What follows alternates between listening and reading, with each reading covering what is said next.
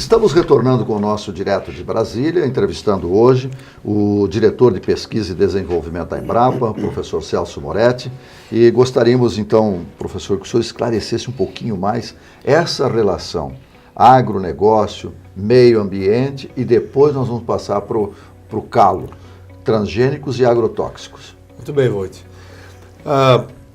O Brasil aprovou em 2012 uma das legislações ambientais e focadas na produção, que foi o Código Florestal, né? Foi um esforço enorme do nosso Congresso Nacional, um debate muito amplo, né, com participação efetiva da sociedade civil organizada. E essa legislação, ela hoje é uma das mais restritivas em todo o mundo, né, do ponto de vista de produção e respeito ao meio ambiente, né? Então, por exemplo, se você é um produtor rural que está na Amazônia, né, você tem que preservar 20% da sua propriedade, você tem que preservar 80% da sua propriedade e só pode produzir em outros 20%. Né? É mais ou menos você ter um hotel, né, naquela região com 100 apartamentos e você tem que deixar 80 apartamentos fechados para poder explorar 20 apartamentos ali para o seu negócio. E a nossa agricultura, a nossa pecuária é tão competitiva, né, que consegue fazer isso. Sobreviver, né, com 20 apartamentos. Então, exatamente. Então nós temos produtores, por exemplo, né, em Roraima, né, no Lavrado, no Cerrado do Roraimense, que produzem dentro dessa lógica e produzindo com excelente qualidade. Manter a área natural, né? Exatamente. Então o Brasil realmente está fazendo o dever de casa. A gente, como eu disse antigamente, ficava nas cordas, vamos dizer, por não ter, primeiro, não ter uma legislação como foi o Código Florestal, segundo, não ter esses números, né? E eu tenho participado de alguns fóruns internacionais, principalmente na Europa. Cadastro rural também é importante, né? Cadastro ambiental rural, sem dúvida, né? Que está, enfim, vinculado à questão toda do Código Florestal, e onde nós obtivemos os números, né? Então nós temos ido agora para esses fóruns, né, para debater a agricultura e a pecuária do Brasil, e, enfim, a sustentabilidade do que foi feito no nosso país, com números robustos, né? Inclusive aquele número que nós colocamos no bloco anterior, de 7,8% do nosso território apenas para a produção de grãos, ele foi agora, não vou dizer auditado, mas a própria NASA, né, olhando as regiões produtoras de outros lugares do mundo, chegou a um número muito parecido, 7,6%. Quer dizer, 0,2% ali talvez de algum ajuste, né? O que demonstra mais uma vez que nós podemos, né, se nós considerarmos hoje que a agricultura, a pecuária, o sistema florestal ocupam em torno de 30% do nosso território, nós podemos dobrar a produção de grãos sem cortar uma árvore da Amazônia, sem cortar nenhuma árvore da Mata Atlântica, né? É só essa área de florestas plantadas e pastagens degradadas, né? O Brasil tem aí, dizem que algo em torno de 60 milhões de hectares de pastagens degradadas, que nós estamos recuperando por meio de uma tecnologia que nós entendemos que é a segunda grande revolução verde, que é a integração lavoura, pecuária e floresta. Doutor Moretti, há um domínio, evidentemente, da agricultura brasileira, né, inclusive apoiada por uma legislação mais atual.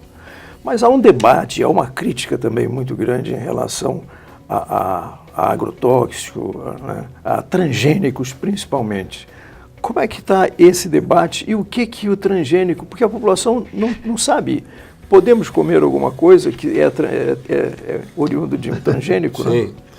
Não, Voit, eu agradeço a pergunta porque acho que dá oportunidade para falar para o pessoal que acompanha o Direto de Brasília, primeiro para separar as duas coisas, né? Em vários momentos as pessoas falam, mas porque o transgênico tem agrotóxico no meio e aí a planta combinou uma molécula de agrotóxico com uma molécula... Quer dizer, então são duas coisas Eles ficam preocupados, né? Na mesa de casa fica preocupado em saber o que está comendo, né? Exatamente. Nós estamos agora completando 20 anos, né, que o primeiro produto transgênico foi aprovado no Brasil, né?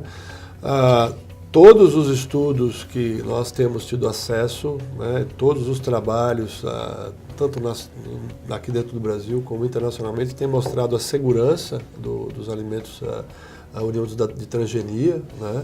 Então hoje nós consumimos, né, o milho, né, em grande medida, né, tá lá, né, pela exigência da lei, a rotulagem, o T de transgênico, né?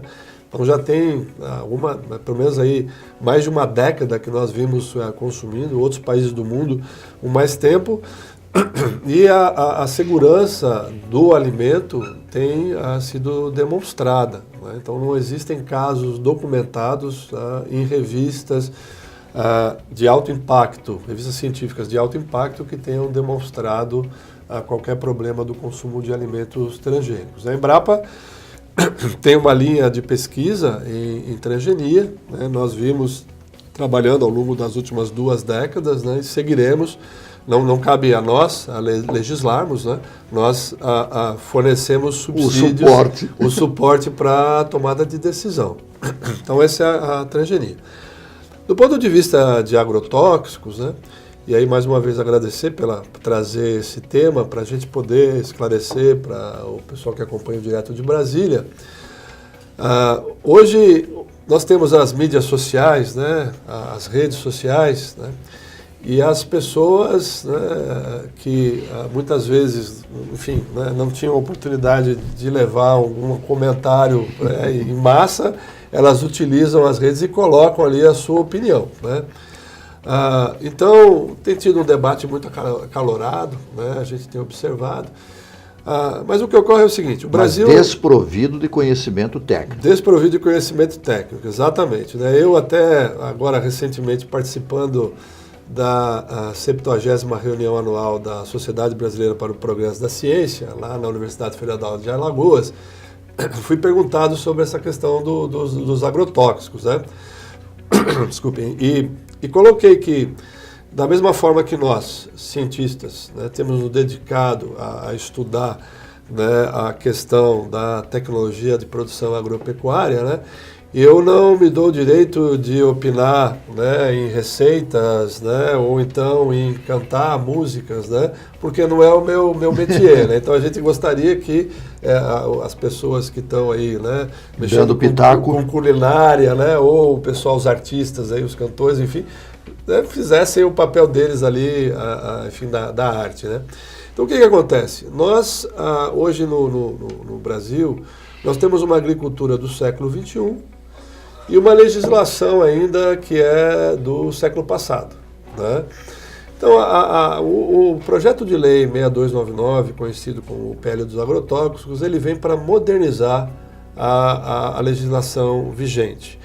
Professor, vou fazer só um pequeno intervalo para a gente poder detalhar um pouquinho mais essa questão do agrotóxico e desse debate que está tendo no Congresso Nacional. Fazer um intervalo rapidinho e já voltamos.